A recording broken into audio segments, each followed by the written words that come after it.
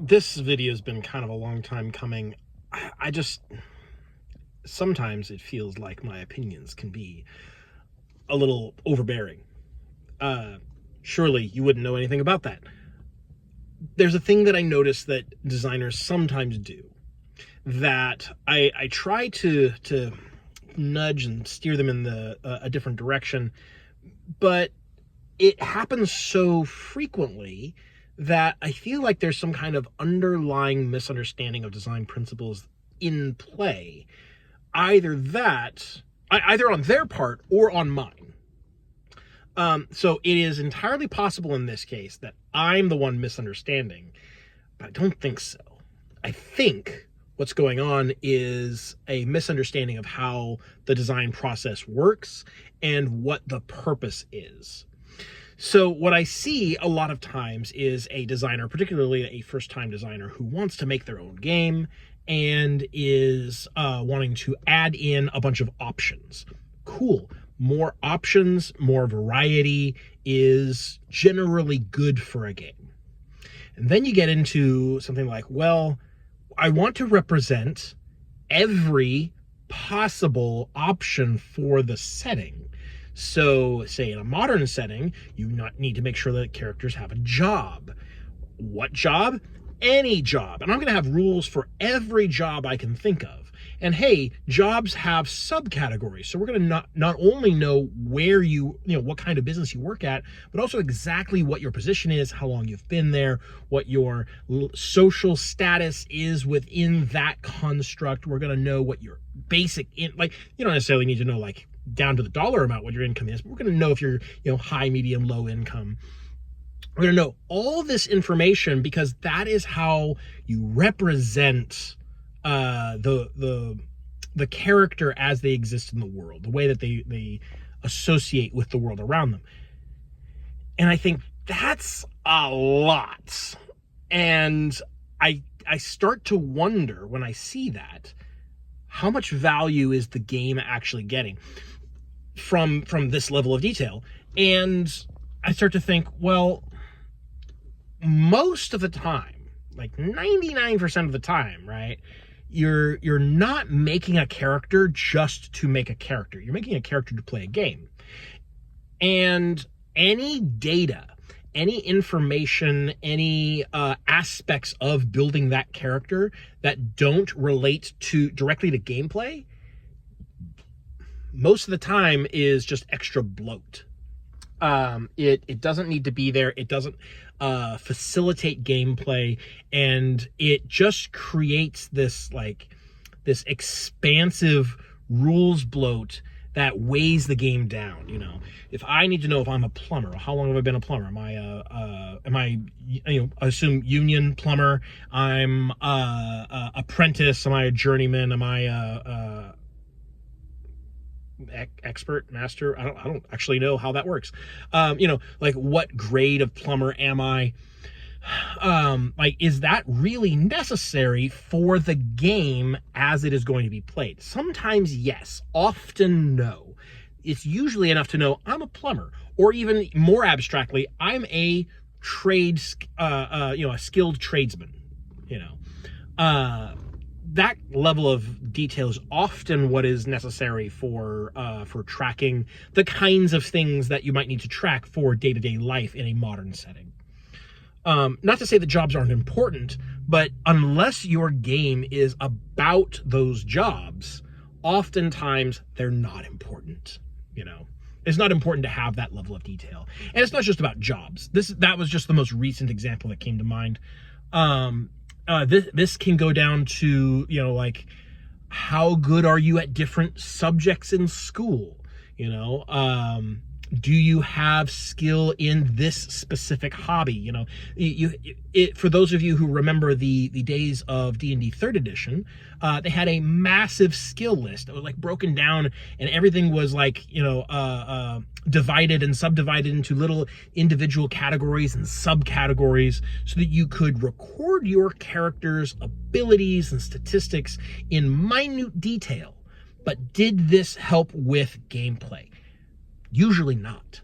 It just makes the game more complicated, kind of for the sake of making it more complicated. which is not really a good thing. I can think of no circumstances where that is desirable. Unless you are making your game kind of as a thought experiment, just like, oh, here's like game design as art. Like in that case, yes, I suppose these kinds of systems can work. But if you're making a game that is designed to be played and enjoyed by others, then I think these mechanics are wasteful in both the amount of your game that it's going to take up, as far as like, word count, page count, etc., and also a distraction for the players and the GMs, because they aren't contributing to the overall experience. I just had a conversation the other day about like I guess the conversation's maybe overselling it. There I saw a discussion of what stats do you need for a monster? And to put it simply, my answer was, you need only exactly the stats necessary to run it in the game, in whatever game it is in question. Which sounds like a particularly trite answer. What stats do you need? Oh, only the stats that you need. Like, it sounds like a non-answer. But the point that we're trying to get to is that having a bunch of stats that you aren't using is wasteful and needless, and it's extra bloat and extra burden on the system and the GMs for no benefit. In some games, monsters have a lot of stats, because the combat system is quite intricate. You're talking your D&Ds and related, your Lancers, etc. Enemies, NPCs, monsters, whatever they are, have kind of a lot of stats, like usually the same set of stats that the players have, just like fewer special abilities. For other games, NPCs and monsters might have fewer stats, maybe even just like one or two numbers associated with them. In some games, no stats at all. Some games just a list of broad attributes. Blades in the Dark does it this way. You use the mechanics that are required to facilitate gameplay, not mechanics for the sake of just having a mechanic for everything that you might need to know. Like, if let's take Blades of the Dark, for example. Blades of the Dark doesn't have stats for NPCs. They have tiers for factions, and occasionally like a unique NPC might have some certain like special rules associated with them, but they don't have like the same attributes or action ratings as a player character does. They don't have a health bar per se. These things are handled in a very different way. It's handled narratively with like clocks and whatever is appropriate for the narrative as it's being established. So, is it important to know that this NPC has a peg leg? Well, if that's a significant part of the NPC, yeah, sure. You just write peg leg on there. You don't need to come up with a new unique mechanic every time you have a defining or an eye-catching feature on an NPC. Sometimes having them makes them special, but having them all the time is needless. It's extra mechanical bloat that doesn't need to be there. And I think there is a temptation amongst new GMs / new designers to add in a mechanical element for absolutely everything that could be in the game. It's fine to go back to the professions aspect. Like, let's say I'm the plumber example. It's fine to say like, I'm a plumber, and we're establishing that I've been a plumber for a long time and I really know my stuff. Okay, cool. I'm an experienced plumber. Does that need to be mechanically distinct from an apprentice plumber? Probably not. In most cases, probably not. It doesn't need to have that mechanical distinction. And in a lot of times, new designers will try to add the mechanical distinction because they think everything in the game needs to be represented mechanically. And that's just not true. You only really need to represent mechanically things that are relevant to the gameplay as intended, the broad gameplay loops that you as a designer are wanting to encourage interaction with. To do beyond that kind of treads into the design by checklist philosophy that D&D 5th edition is built under, where they're just like, we need a feature for underwater breathing. Or that's a bad example, because that actually that's relevant sometimes. We need a, what's a good example? We need to have we want to have a spell that finds traps, because historically we've had a spell that finds traps. So we're going to have a find traps spell, detect traps, and it doesn't matter if it's good. It doesn't matter if it really works. It just needs to exist because we have established that it exists. So it needs to be mechanically represented. When you could have a general rule for using magic to detect traps. Like the whole trap detection rules could say like, oh, if you are a spellcaster, you may interact with traps in this extra way. I'm getting kind of like high concept abstract here a little bit, just because I'm fully blanking on the usual examples that I go to with regards to checklist design. The point being that having mechanics in your game just to have those things represented is a waste, and it's often not a good idea for your game. Instead, you need to stay focused on what your game is actually about and build the mechanics for that. And then what is beyond that you need to have some sort of general broad mechanical address for those things, but they don't need to be individually numerated and mechanized.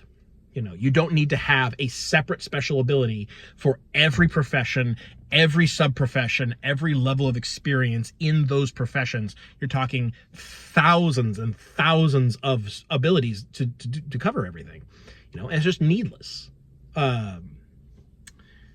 So yeah, I guess it like I said, it kind of treads into design by checklist, where it's like, I have this list of things that I want in the game, and therefore I will, build them individually, all as separate items in this category of whatever it is that you're making. I think it's much more elegant to design them as a to like sort of like zoom back the abstraction a little bit, to say, all right, you are a skilled tradesman. Maybe you could subdivide that into, novice, intermediate, and experienced skilled tradesman. And then like skilled tradesman is separate from like a freelancer or a creative profession or something like that. These like make it very broad. And I'm harkening back now to my ideas that I made on crafting systems, where instead of keeping track of every individual piece of crafting material and what exactly they are, you sort of abstract it and make it these broad categories of like, okay, here's your heavy materials, here's your light materials, here's your flexible materials. Maybe those are your 3 broad categories. You just have an amount of those, and you can craft things with those. I think that is a much better way to design games for usability. Again, some people design games as kind of an art project, to say like, can I make a game that does this? And in that case, if the playability is not really the forefront of your design goals, then fully disregard everything in this video. It does not apply to you. But for playability, I think you need a certain level of abstraction, and you need a certain amount of, we can hand wave. We know that you have a job. We know that you have everyday skills. Like, we can kind of assume that you have those, and it's not really that important to know exactly how good you are at cooking, which is a skill that comes up a lot. People a lot of times want cooking skills, and they want characters to be better or worse at cooking specifically as a kind of standout, not trade skill, but a crafting skill, if you will. And to be honest, I don't see a lot of value in really laboring the point of how good someone is at cooking specifically. Except in extreme, like if your game is about cooking, if you're doing like a Dungeon Meshi or Delicious in Dungeon type of game where the food is a major part of like the way that the story is constructed, sure. But if you're not doing that, like just saying, my character cooks sometimes, yeah, I cook, like that's sufficient. Like there really doesn't need to be a lot more mechanical information about it than that. Having like a list of recipes, what it does is the more mechanics you have about something, the less free players are to fill in the gaps around that themselves. You know, can I cook a grilled cheese sandwich? Do you have the recipe for a grilled cheese sandwich? Well, no, I don't have it written down because it didn't occur to me to do so. But like clearly, like a grilled cheese sandwich is very simple. Yeah, but you don't have the recipe for a grilled cheese sandwich, and everything you can cook has a recipe. You know, this kind of this level of detail becomes restrictive because of how expansive and all-encompassing it is. And by zooming back a little bit and keeping things a little bit more abstract and a little bit more broadly defined, you could say like, oh, you know, basic recipes. Is grilled cheese a basic recipe? Oh yeah, for sure. Seems like a basic recipe. So you can do grilled cheese because you can do basic recipes. You know, it's like basic, intermediate, and advanced recipes instead of having like a list of dishes that you know how to make. You know, there's tremendous benefits for abstracting it and using general terms rather than a list of specifics. I think lists of specifics is one of the things that kills games because it creates so much bloat. The amount of bloat that it creates has killed multiple of my projects. And I fear that it kills a lot of other people's projects as well because it becomes unmanageable extremely quickly. And so I would warn against needless complication, needless detail. Too much detail is bad for your game.